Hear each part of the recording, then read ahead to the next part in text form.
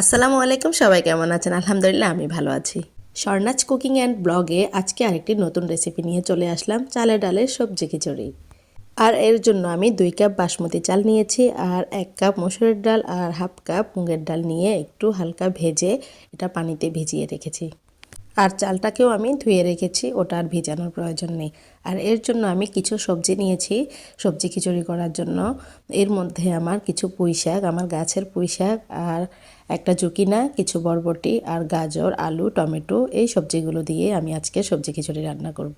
তো এর জন্য আমি সবগুলো সবজিকে সুন্দর করে কেটে সাইজ মতো করে কেটে সবগুলো সবজি রেডি করে নিয়েছি। এরপর সবজিগুলো কাটা হয়ে গেলে আমি ওই সবজিগুলোকে ধুয়ে সুন্দর করে গুছিয়ে নিয়েছি, যাতে রান্নার সময় আমার কোনো ঝামেলা না হয়।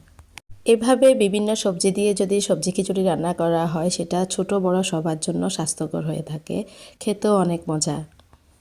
যাকে এরপর আমি সবগুলো সবজি রেডি করে রেখে আমি একটা চুলার মধ্যে একটা প্যান বসিয়ে দিলাম।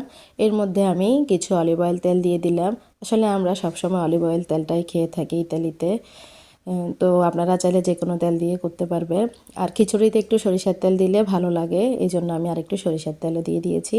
আর তেলটা গরম হয়ে যাওয়ার পর আমি এখানে কিছু আস্ত জিরা দিয়েছি। আর জিরাটা একটু ফুটে ওঠার পর আমি এখানে পেঁয়াজ এবং রসুন কুচি করে দিয়েছি। আর সাথে আমি কিছু আস্ত মশলা দিয়েছি, যেগুলো এলাচ, দারচিনি, আর লবঙ্গ যেটা, আর তেজপাতা। এখানে কোনো গোলমরিচ ইউজ করব না, আর রসুন বাটা দিব না, যেহেতু রসুন কুচি করে দিয়েছি। আর আদা বাটা দিয়েছি আমি 1 চামচ, সাথে আমি 1.5 টেবিল চামচ ঘি দিয়েছি।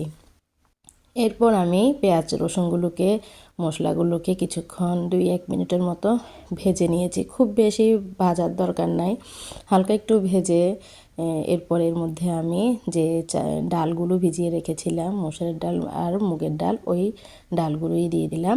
তারপর আমি এখানে প্রয়োজন মতো লবণ দিয়েছি, মানে স্বাদ মতো যে যেমন পছন্দ করেন। আপাতত আমি 2 চামচে দিয়েছি লবণ।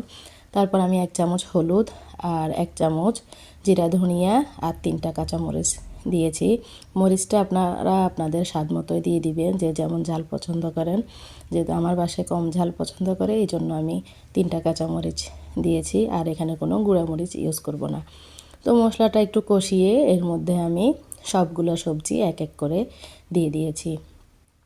এখন আমি সবজিগুলোকে কিছুক্ষণ এই তেলের মধ্যে ভাজবো, একটু কষিয়ে নিব। যখন সবজির কাঁচা গন্ধটা চলে যাবে, এরপর আমি এর মধ্যে ধুয়ে রাখা চালগুলো দিয়ে দিব। চালটা দেওয়ার পরে আমি আবার 2-3 মিনিট একটু কষিয়ে নিব, যাতে চালটা একটু ভাজা ভাজা হয়ে যায়, তাহলে সবজি খিচুড়িটা একটু ঝরঝরা হবে। আর আপনারা যদি একটু নরম পছন্দ করেন, তাহলে সমস্যা নেই, খুব বেশি ভাজার প্রয়োজন নেই।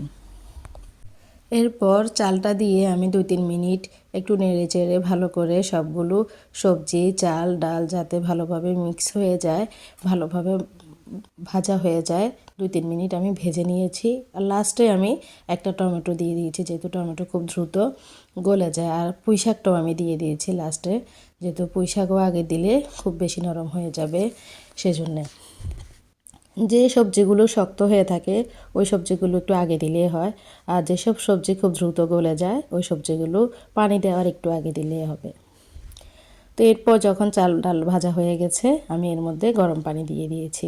চাল ছিল আমার এখানে প্রায় 1.5 পটের মতো। আর সবজি সবজি থেকে তো অলরেডি পানি থাকে, পানি বের হয়। আর চালে ডালে 1 পটের মতো, সব মিলিয়ে আমি এখানে প্রায় 1 লিটারের থেকে একটু বেশি পানি দিয়েছি। ওইটা আপনারা আপনাদের, এটা সাধারণ হিসাব, যেটা যে চাল যদি 1 পট হয়ে থাকে বা 1 কাপ হয়ে থাকে, পানি হবে 2 কাপ বা 2 পট, ওই হিসাবে আপনারা পানিটা দিয়ে দিবেন।